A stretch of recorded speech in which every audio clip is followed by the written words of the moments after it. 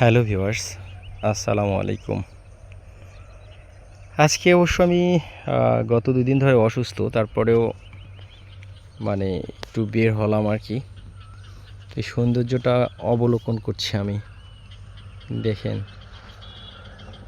এত সুন্দর ধান ক্ষেত এবং চারপাশে যে একটা প্রকৃতি অসম্ভব সুন্দর লাগছে। এটাকে আমার কাছে মনে হয় যে ভয়ানক সুন্দর একদম। আপনার এবার অবশ্য ওইদিকে চলনবিল অঞ্চলে ফসলের ভালোই, খারাপ না। সো আসলেই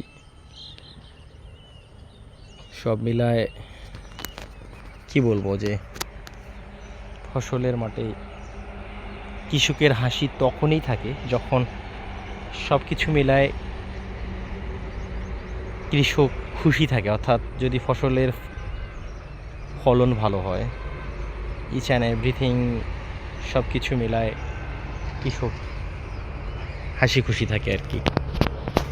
তো আসলেই সবচাইতে বড় যে জিনিসটা সেটা হচ্ছে একটা ফসল ফলানো।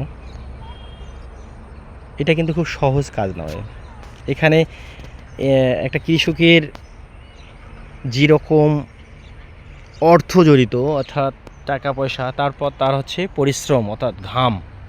আমি কথাটা সবসময় বলে থাকি যে একজন কৃষক যখন ফসল ফলায় সে অনেক পরিশ্রম করে এবং কৃষকের পরিশ্রমে আমাদের এদেশের অর্থনীতি দাঁড়িয়ে আছে, এটা আমি মনে করি। সো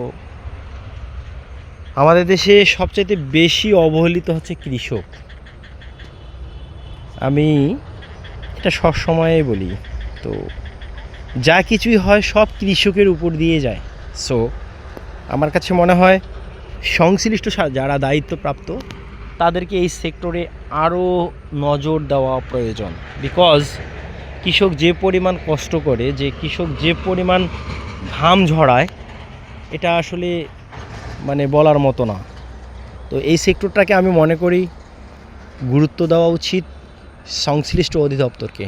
এবং একটা কৃষক যখন ভালো থাকবে, আমি মনে করি আমাদের দেশটাই ভালো থাকবে। সো আসুন আমরা সকলে মিলে কৃষি সেক্টরকে এগিয়ে নিয়ে যাই, কৃষকের পাশে থাকি এবং সবাই কৃষককে সম্মান করি।